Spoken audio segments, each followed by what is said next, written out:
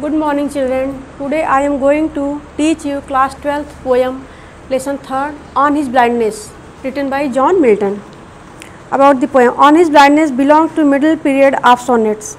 It is Milton's personal sonnet which deals with his blindness, which deprived him of many joys of life and prevented him from using his poetic talents in the service of God.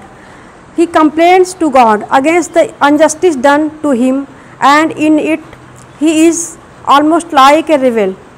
But soon he realizes the supremacy of God and comes to know that resignation to the will of God is the best service of him. This realization gives him the spiritual strength to endure his blindness with patience and to overcome all sense of bitterness towards God. Moreover, God does not need any man's service because thousands of angels are always ready to obey God's command. Next. When I consider how my light is spent, era half my days in this dark world and wide.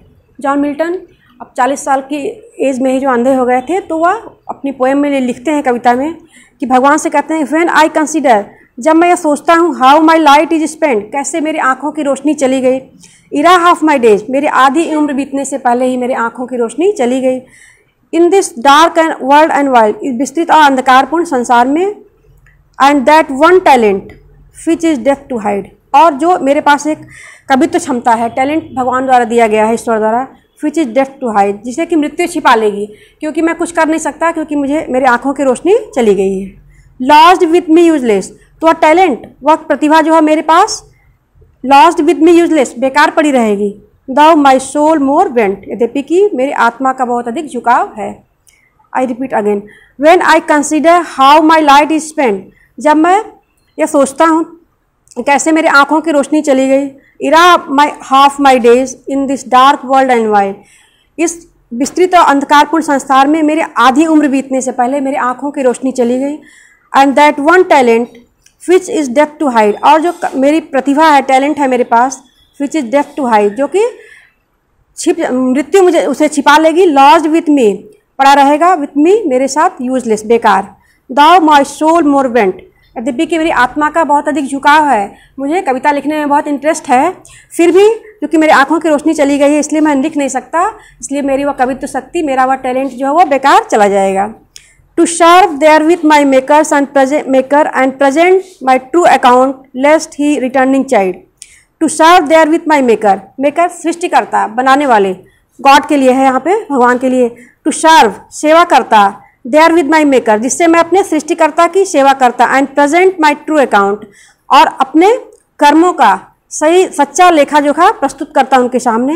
लेस्ट he returning child, अन्यथा वापस जब मैं भगवान के पास जाऊंगा तो वह मुझे डांटेंगे कि मैंने तुम्हें इतना कुछ दिया था, तुमने क्या किया. Doth God exact deliver light denied, क्या भगवान जो है मुझसे दिन के कार्यों को करवाना चाहते हैं और मेरे आंखों की रोशनी छीनकर. आई फाउंड असली, मैं मूर्खतापूर्ण प्रश्न करता हूँ, बट पेशेंस टू प्रिवेंट, लेकिन मेरा धैर्य मुझे रोकता है.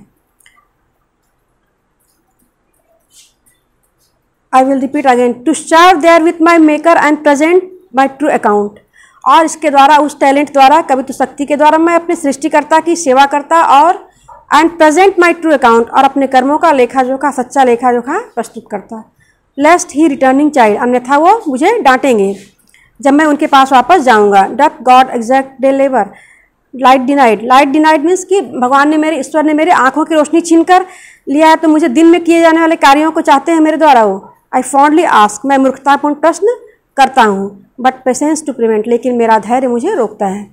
That murmur soon replies, God does not need either man's work or his own gift to. That murmur soon replies, और इस तरह से उन्हें आवाज़ आती है धीरे से कि God does not need either man's work or his own gift, भगवान जो है न तो मनुष्य के कार्यों को चाहते हैं और हिज ऑन गिफ्ट, न तो उस गिफ्ट को जो उन्होंने उपहार दिया उसके बदले में वो कुछ चाहते हैं. Who best bear his mild yoke, they serve him best, who best bear his, जो कुछ उन्होंने दिया है जीवन में, चाहे वो सुख है और दुख, उसको हम लोग धैर्यपूर्वक यदि सहन करते हैं तो वही उनकी सबसे अच्छी सेवा है, वही उनकी सबसे अच्छी सेवा करता है. That murmur soon replies God does not need either man's work or his own gift. और इस तरह से धैर्य धीरे से जवाब देता है, भगवान को मनुष्य के कार्यों की आवश्यकता नहीं चाहिए और हिज ऑन गिफ्ट, ना तो अपने उपहार के बदले उन्हें कुछ चाहिए। Who best bear his mild yoke, जो उनके द्वारा दिया हुआ है चाहे वो सुख हो या दुख धैर्य के साथ सहन करता है, वही उसकी सबसे अधिक सेवा करता है। They serve him best. His state is kingly, उनकी स्थिति जो होती है वो राजाओं के समान होती है। 1000 एट हिज बिडिंग स्पीड, हजारों लोग उनके एक आज्ञा पे। And post over land and ocean, दौड़ पड़ते हैं पृथ्वी से और धरती से और समुद्र से, विदाउट रेस्ट, बिना आराम किए। They also serve who only stand and wait, वह भी उनकी सेवा करता है जो अपने वारी के इंतजार में खड़ा रहता है।